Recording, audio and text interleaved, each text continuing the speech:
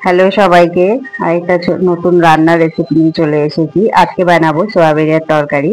দেখো, তেলটা আগে থেকে গরম করে নিয়েছিলাম।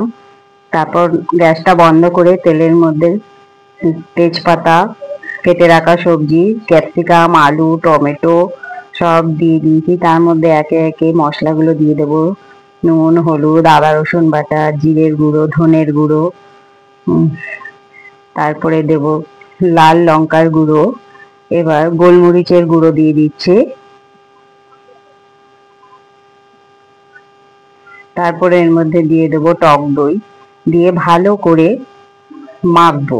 ভালো করে মাখতে হবে। একটু চিনি দিয়ে দিলাম। এবার সয়াবিন গুলো ওর মধ্যে দিয়ে দেবো। সিদ্ধ করে রেখেছিলাম প্রথমে, সেগুলো দিয়ে ভালো করে, দেখো টমেটোটাকে ভালো করে চেপে চেপে নরম করে নিতে হবে। তারপরে ভালো করে মেখে নেব। এবার গ্যাসটা ধরিয়ে দেব।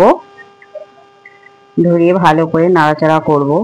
এর থেকে যখন জলটা বেরিয়ে আসবে, দেখো জল বেরিয়ে আসবে এর থেকে।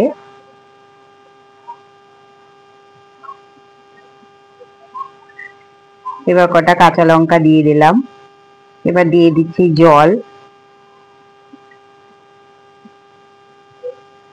জল দিয়ে দিলাম। তারপর ঢেকে ঢেকে ভালো করে ঢেকে ঢেকে অল্প আঁচে নাড়াচাড়া করে রান্না করতে হবে। খুব ভালো লাগবে তরকারিটা খেতে। এভাবে করে দেখবে তোমরা, খুব ভালো লাগবে।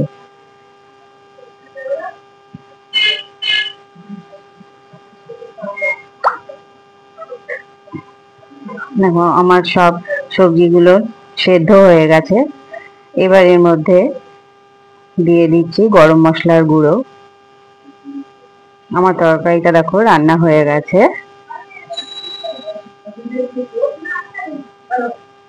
এবার তুলে নিচ্ছি একটা বাটিতে। ভিডিওটা যদি তোমাদের ভালো লেগে থাকে, একটা লাইক করে দিও, একটা শেয়ার করে দিও, আর আমার চ্যানেলটা সাবস্ক্রাইব করে দিও। দেখো তরকারিটা কত সুন্দর লাগছে দেখতে। টাটা।